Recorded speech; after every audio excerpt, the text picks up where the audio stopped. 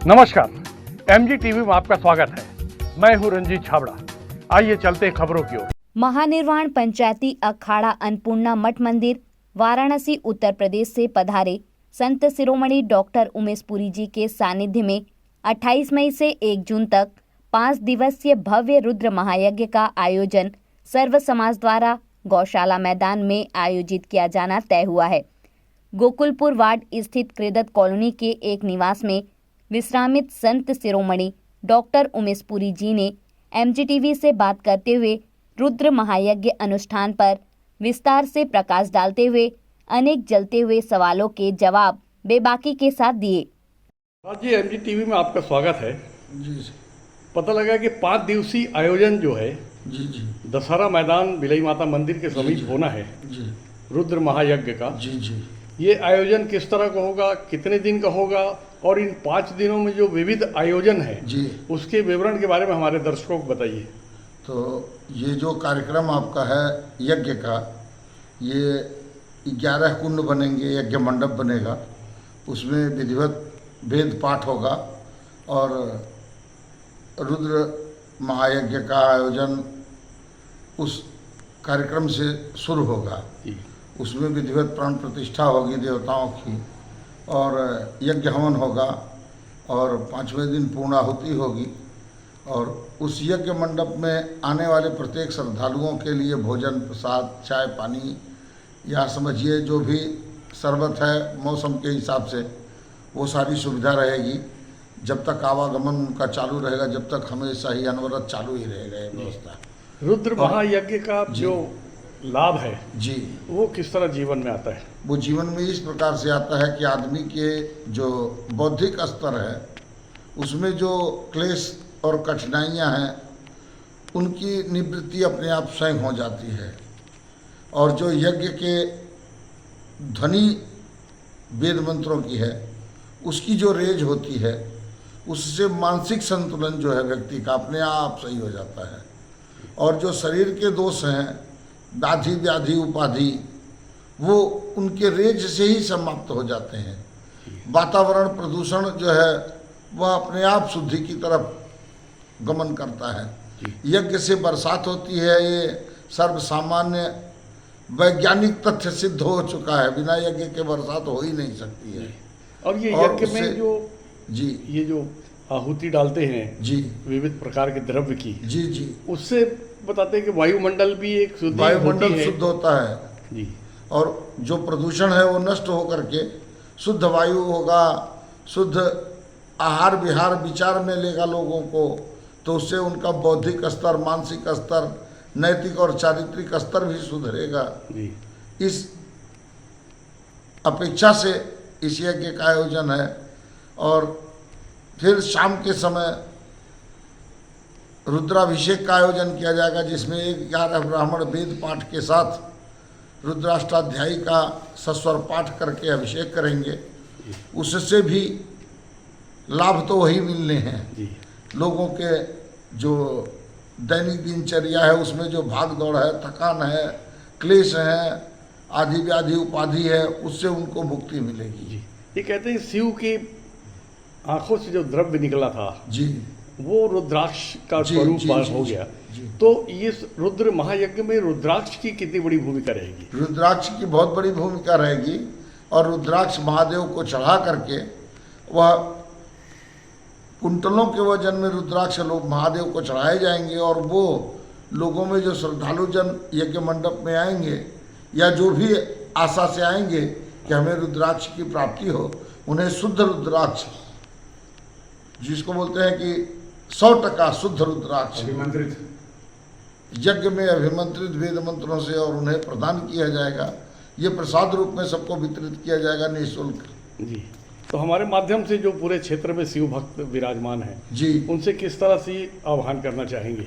उनसे हम ये आह्वान करना चाहेंगे कि जो हमारी वैदिक संस्कृति है, वैदिक सभ्यता है, हमारी हिंदू संस्कृति में जो हमारे पूर्वजों के या मनीषियों के द्वारा निर्धारित कार्यक्रम थे अपने जीवन की दैनिक दिनचर्या में, उनका वो निर्वाह करना सीखें और उस यज्ञ से, उस कथा सत्संग से जो मंडलेश्वरों के, महामंडलेश्वरों के जो वचन होंगे उनसे वो लाभ प्राप्त करें। इसीलिए ये राष्ट्रीय स्तर के महात्माओं का जो जमावड़ा है वो इसीलिए किया जाएगा कि जिससे लोगों को उनके वाणी के द्वारा भी अच्छे सद्वचन प्राप्त हो और जीवन शैली, रहन सहन और संस्कृति का बोध हो, ज्ञान हो, और वो उसका अपने जीवन में उपयोग कर सकें। उनका जो दैनिक जीवन है वो उत्तरोत्तर उन्नति में हो।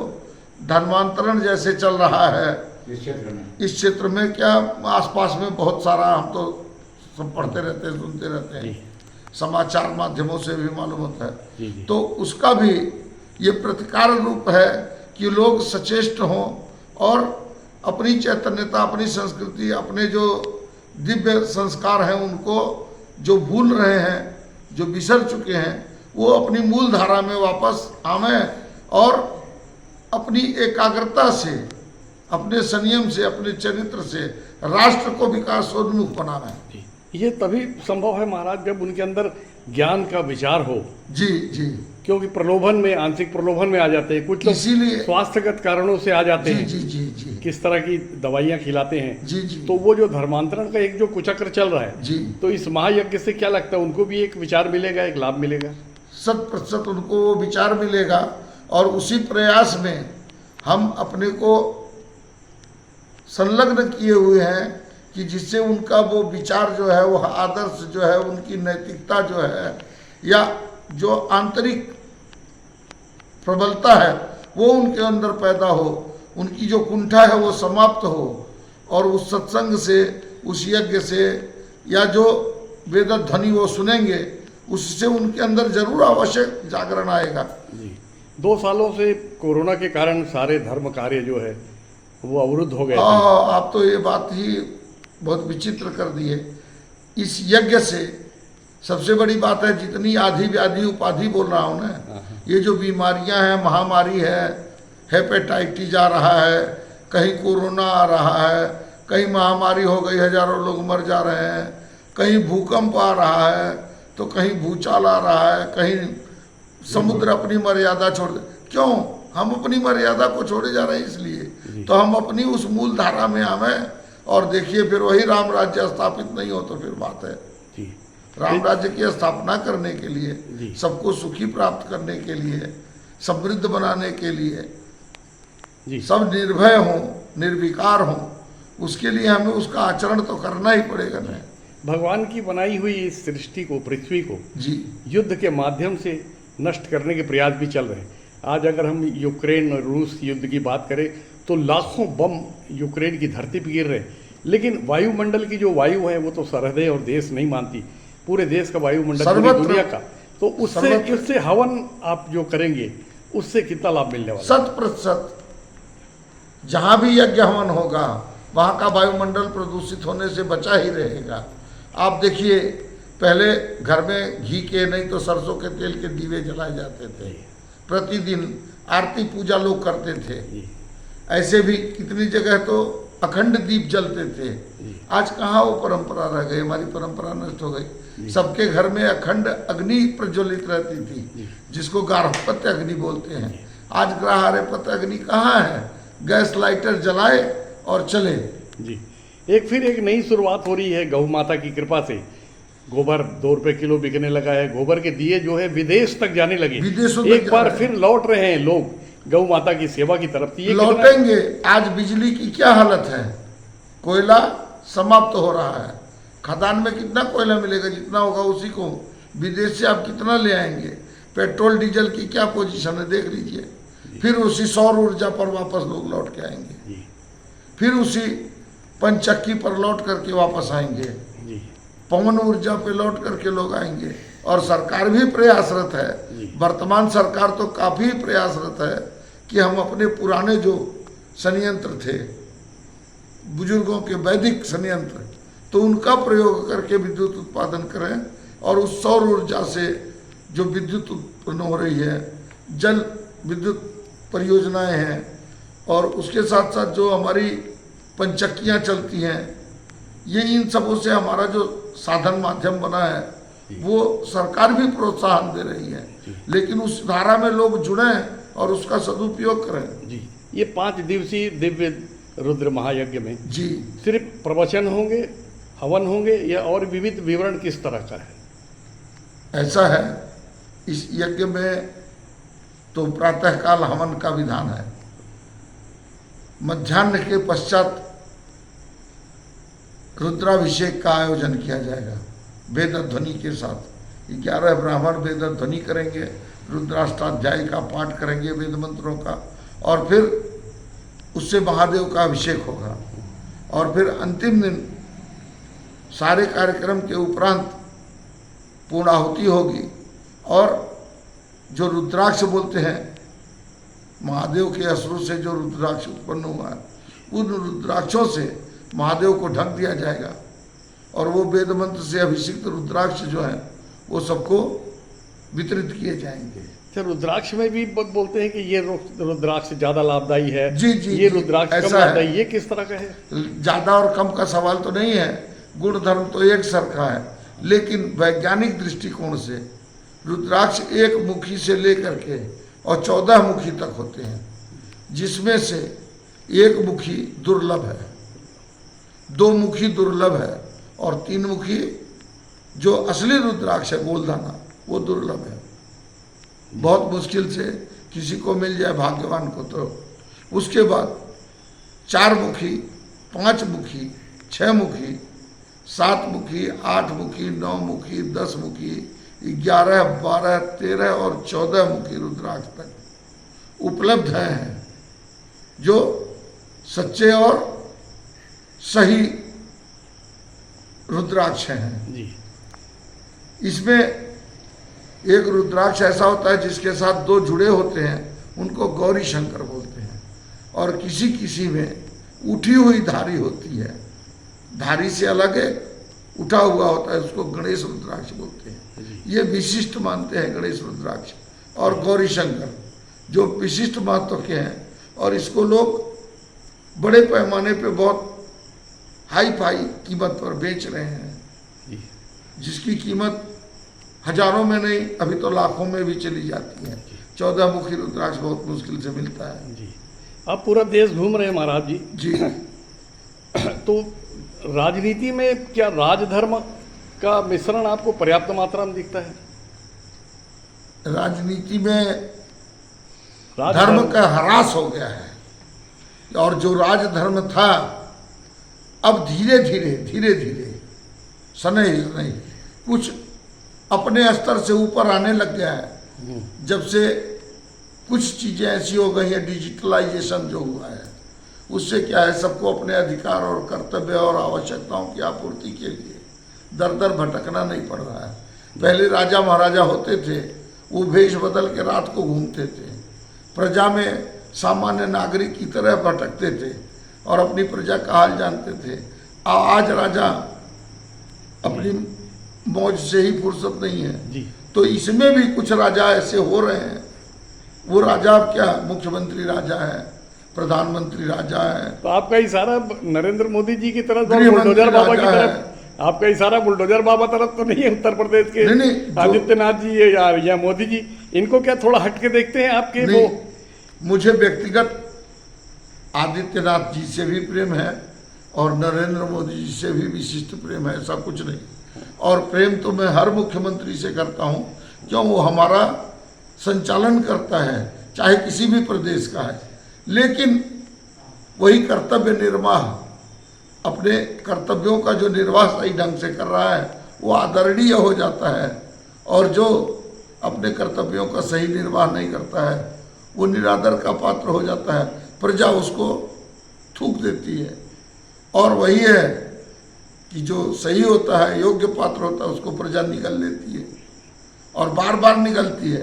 अगर वह कड़वा भी होता है तो भी प्रजा निगलती है, और अगर बहुत मीठा है तो जब प्रजा जान जाती है तो नहीं, आपका इशारा घूम फिर के बार बार उत्तर प्रदेश के मुख्यमंत्री की तरफ जा रहा है, क्योंकि 35 साल में वही एक मुख्यमंत्री है जिनको दोबारा जनादेश मिला है, जनता का आशीर्वाद मिला है। दोबारा जनादेश इसलिए मिला, आप जैसे किसी पत्रकार सज्जन ने पूछा कि भाई कौन आएगा, हमसे नहीं रहा गया, ट्रेन में सफ़र कर रहे थे, बोल दिया भाई योगी आदित्यनाथ मुख्यमंत्री फिर बनेंगे उत्तर प्रदेश के।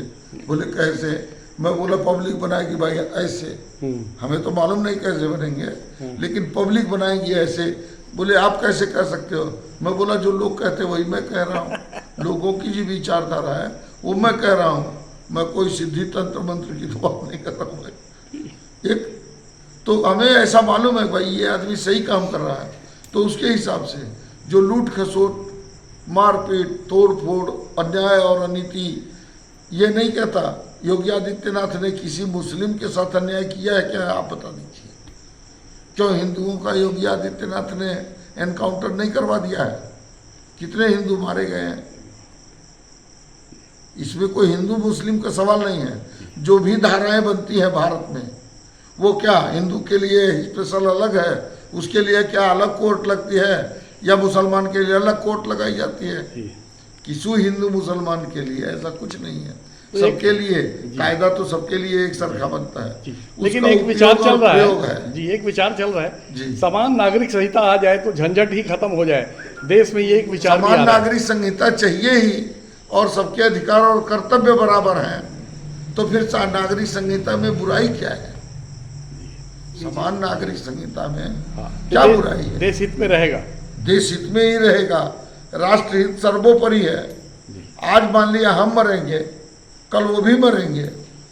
कल कहीं से आकर के कोई लुटेरा, कोई विधर्मी, कोई अन्याय अनीति करने वाला आएगा और अपने अन्याय और अनीति से हमें त्रस्त करेगा, तो भारत ही तो त्रस्त होगा। चाहे वो हिंदू मरे या मुसलमान मरे, मरा तो हिंदुस्तानी मरा न। लेकिन लोगों की विचारधारा क्या है? हम हिंदू हैं या मुसलमान हैं? आप सिख हैं, आपके बाप दादे जो थे वो सिख की पगड़ी पहन के नहीं पैदा हुए थे। 350 साल का इतिहास है, ज्यादा नहीं है ये नहीं। और जो गुरु नानक देव थे या जितने भी आपके पूर्वज थे, वो सब हिंदू ही थे। ये तो हम आपने पगड़ी पहन ली तो आपने किसी की, जैसे मैं पगड़ी बांधा तो मेरी पगड़ी बांध करके मेरे पास में आए, वो मेरी परंपरा के अनुयायी हो गए। दूसरे के पास गए, टोपी पहन लिए तो उसकी परंपरा के अनुयायी हो गए। आज आप बताइए हमको, हम पूछ रहे हैं, आप अपने संस्कार कर दिए, आपने पगड़ी बांध ली, आपकी माता जी या बहन जी ये कौन सी पगड़ी बांध ली है? सरदार हो गए। वो कौन से सरदार? कैसे हो गए सरदार? उनका कौन सा संस्कार आपने कर दिया? नहीं, हम मानव मात्र हैं, इंसान हैं। कोई मुसलमान को हाथ काटो तो उसका क्या पीला खून निकलेगा क्या? और मुसलमान को काटोगे तो उसको दर्द नहीं होगा? अब वो मुसलमान और हिंदू आपस में सोच लें कि भाई वो उसको क्यों काट रहा है और उसको काटने से क्या होगा। और ज़्यादा तो ये जो डिस्टरबेंस था आज तक हमारे आपके बीच में, ये राजकारण का डिस्टरबेंस था, राजनीति का ही डिस्टर्बेंस था। राजा राम भी थे, राम राज्य काहे के लिए राम राज्य खोज रहे भाई? राजा राम भी थे, वो न्याय नीति दया धर्म के पालक थे। उसके लिए अपनी पत्नी को जंगल भेज दिया। और यहाँ हमारी पत्नी है तो ठीक है, और दूसरे की पत्नी है तो उसको दंगा करके नचाओ। यही तो राजकारण है ना। जी जी। तो राजकारण जब धर्म से प्रेरित होगा, धर्म से शासित होगा, धर्म का अनुगमन करेगा, तो वह राजकारण सदैव ही उज्जवल भविष्य लेकर के आएगा और हमेशा उसकी जय जयकार होगी। यह तो धर्म है तो जय। महाराज जी, एक चर्चा धर्म क्षेत्र में और होती है कि आजकल ये भी ग्लैमर हो गया है। धार्मिक कार्यक्रम हुआ या प्रवचन हुए साधु संतों का ना, ग्लैमर हो गया है, जिसमें बड़े बड़े भुगतान होते हैं, 30 लाख 40 लाख के भुगतान होते हैं, करोड़ों रुपए कार्यक्रम होते हैं। और बहुत सारे ऐसे साधु संत भी हुए जैसे राम रही मैया और बहुत सारे जो लोग हैं जो आज अंदर बाहर भी हैं, आसाराम बापू का भी उनमें नाम आता है। तो ये जो पूरी जो नया कल्चर जो देखने मिल रहा है, उस विषय कैसा देखते हैं आप? आप ये हमें बता दें थोड़ा सा, बुरा न माने तो, कि आसाराम बापू किस अखाड़े से और किस गुरु के शिष्य थे और कौन सी साधना करके कौन से संस्कार से बाबा जी बन गए थे? अज्ञात है। अज्ञात। बाबा राम रहीम कौन से अखाड़े से और कौन से द्वारे से और कौन से संस्कार से संस्कारित हुए, जो विभूतिपाद हो गए और उनका इतना वो प्रचलन हो गया कि वो छू दिए तो लौकी की कीमत। और ये बढ़ाने घटाने वाला कौन है? हम हैं। हम में आप में इतना ज्ञान होना चाहिए, विवेक होना चाहिए कि भाई सामने वाला किस स्तर का व्यक्ति है और उसके कर्तव्य कर्म कैसे हैं, उसका चरित्र और आदर्श कैसा है, उसका रहन सहन कैसा है। आप वही पसंद कर रहे हैं। आपकी बहू बेटी जब वहाँ नाचेगी जा करके, क्या हाथ उठा के ताली बजाना, और आपकी बहू बेटी वहाँ हाथ उठा के ताली बजा रही, नाच रही है। जी। अभी एक राधा देवी भी एक और आई है, उनका काम भी कुछ इस तरह का है, बता रहे सब हैं है जैसा आप। ओहो। तो ये क्या धर्म संस्कृति पे आघात जैसा है क्या है? ये धर्म और संस्कृति के विनाशक हैं। जी। अभी आपसे मैंने कहा कथाकार, पत्रकार, चित्रकार, लेखाकार। अरे भाई आप पुलिस स्टेशन में एफआईआर फड़ाने जाएंगे तो जो राइटर लिखेगा वही एफआईआर होती है, थानेदार उसी पे सिग्नेचर करता है। और अगर वो लेखाकार गलत लेख लिख दिया तो क्या है, आपके एफआईआर मानी जाएगी। कोर्ट में जो लेखाकार होता है वो जो रिकॉर्ड लिखता है और मुहर जज मारता है। लिखा उसने सत्यापित किया, कहाँ ऐसा लेखाकार, मैं लेख लिख रहा हूँ इसमें ऐसा लिखा है, भले न लिखा हो, जज ने मुहर मार दिया वही सही हो जाएगी। तो ऐसे बहुत सारे जो संत हैं, जैसे निर्मल बाबा है, लाल चटनी खाओ, पीली चटनी खाओ, समोसा खाओ, तो इससे क्या धर्म क्षेत्र की हानि नहीं हो रही है? ये धर्म की हानि कर रहे हैं, लेकिन इनका नियंत्रण क्या है? जैसे मुगलों को, अंग्रेजों को देश से भगाने के लिए महात्माओं की नागा फौज बनी। शंकराचार्य जी ने, आद्य जगत गुरु शंकराचार्य जी ने नागा फौज बनाई, और उन नागाओं को आज भी भारतीय संविधान में छूट है। 7 हत्या भी अगर उनके हाथ से हो जाती है तो छूट है, उनकी सजा नहीं होगी। केवल वो साबित करें कि उनका किस प्रकार से उनके धर्म का अपमान किया गया। तो ये क्यों है? जी। उन नागाओं ने देश के लिए बलिदान किया, देश को लड़ाई कर करके मुगलों से और अंग्रेजों से देश को आजाद कराया, और हिंदू धर्म की रक्षा, संस्कृति की रक्षा, राष्ट्र की रक्षा के लिए हमेशा प्रबलता के साथ में, पूरे बलपूर्वक, मनोयोग से हमेशा लगे रहे। राष्ट्र रक्षा महात्माओं के अंदर भी भरी हुई है कूट कूट के, लेकिन उनके स्तर को बिगाड़ने वाला कौन है? ये हम और आप। हाँ, वही तो हम और आप जो है हमारे प्रजा आज जो चाह रही है जी, वही वो परोस रहे हैं। जी नहीं, पहले एक परंपरा थी कि पानी पियो छान के और गुरु बनाओ जान के। अभी तो टेलीफोन पे गुरु बन जा रहे हैं और वो देख रहे हैं जो cream powder, lavender, lipstick, snow scent का उपयोग करेगा, भपका मारेगा बाबा जी, वो बाबा जी बहुत अच्छा, उसका चेला बन जाओ जी। बाबा जी प्लेन में घूमता है तो बाबा जी बहुत हाई फाई है, इससे बाहर निकलने के वही लिए उत्तम कोटि का बाबा जी है जी। अगर 10-20 महिलाएं नाचने गाने वाले बाबा जी के साथ है तो बहुत उत्तम कोटि के सिद्ध महात्मा हैं। और जो लोग संस्कार से, तपस्या से, अपने चरित्र से और आदर्श से और लोगों को भी संस्कृत कर रहे हैं और खुद अपने आप में संयमित हैं, उनका तो स्तर ही नष्ट कर दिया इन कथाकारों ने जी। तो इससे आस्थावान और श्रद्धावान कैसे बच सकते हैं? इससे श्रद्धावान लभते ज्ञान, श्रद्धावान होगा तो उसको ज्ञान प्राप्त हो जाएगा, और जिसको अश्रद्धा है वो मनोरंजन के लिए गया है तो मनोरंजन ही करने जाएगा। भाई नाच गाना कूद फांद कौन करेगा? जिसको मनोरंजन करना है तो मनोरंजन करने की ही वृत्ति से लोग जाते हैं वहाँ। उनकी कथा सुनने वाले उस कथा से ग्रहण कितना किए और उसका सदुपयोग कितना हुआ, वो महत्व का विषय हो जाता है ना। अपना आर्य धर्म जो हमारी संस्कृति में, हमारी विरासत में हमारे बुजुर्गों ने, मनीषियों ने हमें दिया था, हम उसे पुनः प्रस्थापित करें। और जो हमारा धर्मांतरण है, जो हम धर्मांतरण कर रहे हैं इधर के उधर, उधर के उधर, या हमारे जो आने वाली पीढ़ी है वो जो गलत जगह भटक रही है उसको सही दिशा दें। शायद लाख में से 1000 ही सुसंस्कृत होकर अच्छी जगह पकड़ें, तो वो 1000 दूसरे 1000 को तो सुसंस्कृत करेंगे। ऐसी ही आशा रख करके प्रयासरत हैं, ज़्यादा तो कुछ कर नहीं सकते। नहीं, अखंड भारत का जो स्वप्न है, जो हमारी आंखों के सामने देखते देखते बिखर गया, क्या लगता है वो एक दिन साकार होगा? अखंड भारत जरूर हमारा पूरा साकार होगा। नक्शे में दिखेगा। भारत अखंड भारत के नक्शे में दिखेगा और बहुत जल्द दिखेगा, ऐसी मेरी आशा और अपेक्षा और मेरा दृढ़ विश्वास है। क्यों? अब वह समय आ गया है, प्रजा जागृत हो रही है। हमारे सनातनी हिंदू जिसको कहते हैं ना, धर्म और संस्कृति को लेके जागृत हो रहे हैं और पुनः हमारी संस्कृति जीवंत हो रही है।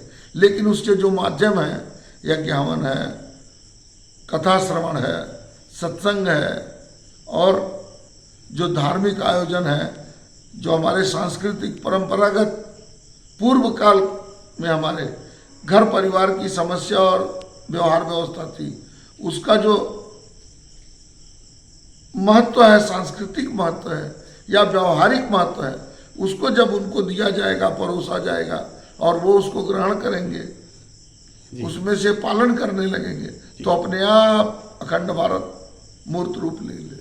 के जमाने में प्रोफेसर मैकाले थे जी, उनका कहना था कि जिस देश को जल्दी खत्म करना है उसकी भाषा और धर्म संस्कृति को विकृत कर दो, और वो विकृति का कार्य भारत में बहुत तेजी से चल रहा है। चाहे मुंबईया फिल्मी दुनिया हो जिसमें पूरा परिवार एक साथ बैठ के बाल बच्चों के साथ फिल्म नहीं देख सकता, और बहुत सारी नई संस्थाएं हैं जो भारत को इंडिया बनाने के फेर में भूल जाती हैं कि वो देश के विरुद्ध जा रहे हैं।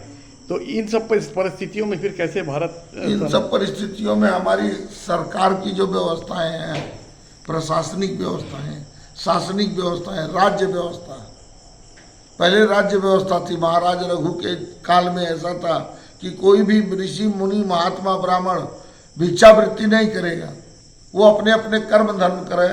राज्य शासन की व्यवस्था है कि उसका पालन करे, उसके दवा से लेके भोजन वस्त्र आवास की व्यवस्था राज्य शासन करता था।